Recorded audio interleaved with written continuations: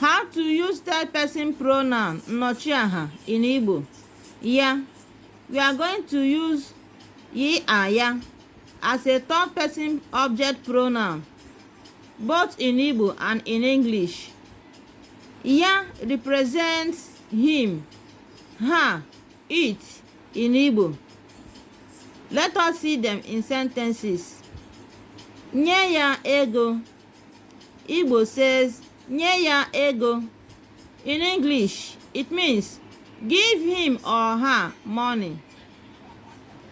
Nyem ya, meaning give it to me.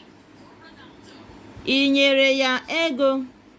Inyere ya ego, meaning did you give her money? Enyere m ya. Enyere m ya, meaning yes, I gave it to her. Nye ya ego ọzọ.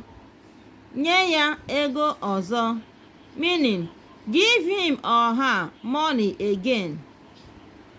Enyere m ya ọzọ ugbu a. Enyere m ya ọzọ ugbu a, meaning I gave him or her again now. Gwa ya ka ọ gụọ ya ọnụ. Gwa ya ka ọ gụọ ya ọnụ, meaning tell him or her to count it. Ọ gụrụ ya ọnụ. Ọ gụrụ ya ọnụ, meaning he or she counted it.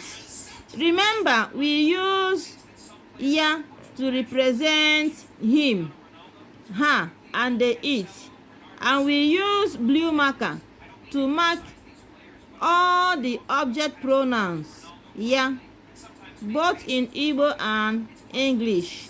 Like and share our video. Subscribe to our channel, guys. Revise what we have been teaching. Bye.